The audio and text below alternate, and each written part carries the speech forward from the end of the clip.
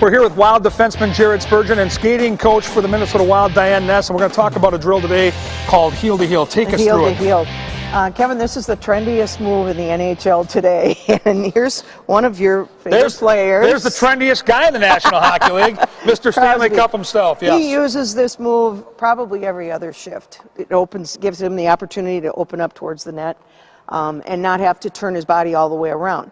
Now, to do this, you're going to keep your feet turned out and your shoulders are going to be right over your hips.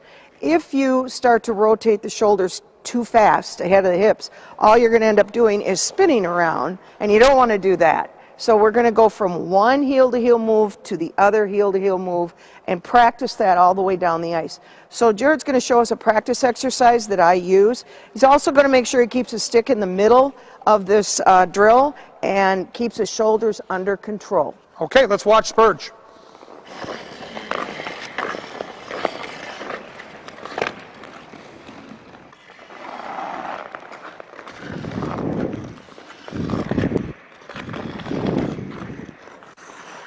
Okay, and that was very well controlled and easy. You make it look easy. If you make it look easy, you're doing it right. So now, how do we use this in a game? Right, that's a good question.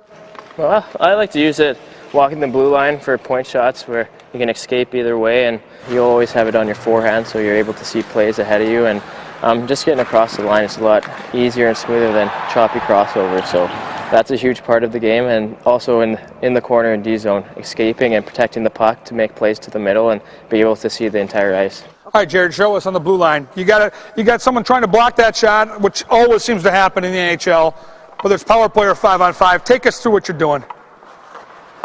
So he's opening his feet up, he's looking at the play.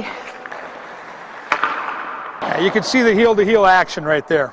This is used by players like Drew Doughty every other shift. Well, and Jared knows, because everybody in the National Hockey League now is taking away shooting lanes.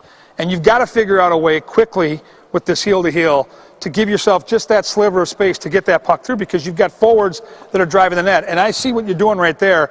The first drill, how much does that tie into what you did with the second drill on the blue line? Yeah, it's huge because you get the confidence in your skating ability to do that when you're the last man back with the puck. If you're not practicing that, you're not going to be doing it in the game. And sometimes you don't even notice you're doing it, and it just comes second habit to you when you practice stuff like this every day.